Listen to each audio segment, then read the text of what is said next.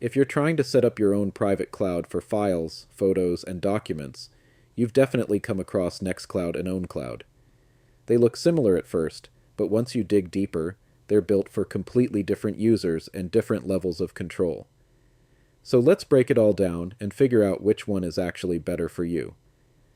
Let's start with Nextcloud, because it's the one most people talk about today.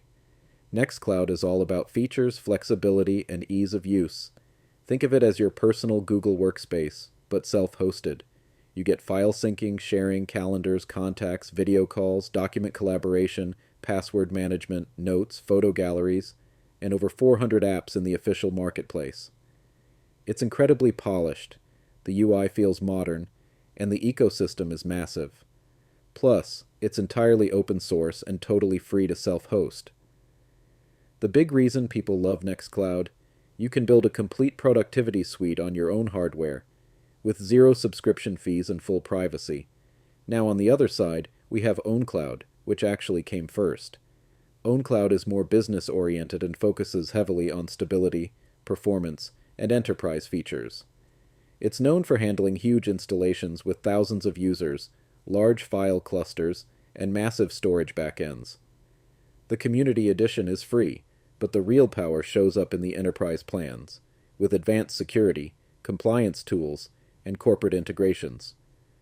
OwnCloud is also making moves with their infinite scale platform, a next-gen, high-performance, Go-based rewrite designed for large organizations that need serious scalability. But here's the thing: while OwnCloud is powerful, it doesn't have nearly the same app ecosystem or user-friendly experience as Nextcloud. So what are the trade-offs? Nextcloud gives you more features, more apps, more flexibility, and a better UI, but it can feel heavier and require more resources, especially once you start installing extra apps.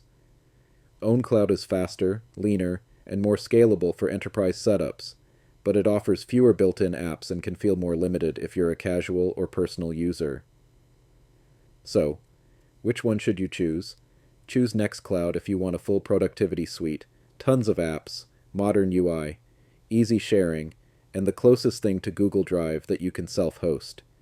It's perfect for individuals, families, creators, developers, and small teams.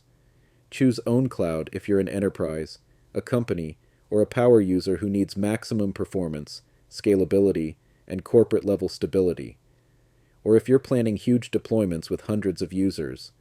Here's the bottom line: Nextcloud is the feature-rich personal cloud with a massive ecosystem. OwnCloud is the enterprise-grade file platform built for speed and scale. If this helped you out, hit like and subscribe. I break down the most popular tools and platforms every week across software, AI, cloud, and tech. Now I'm curious: Nextcloud or OwnCloud, which one are you picking? Drop your choice in the comments.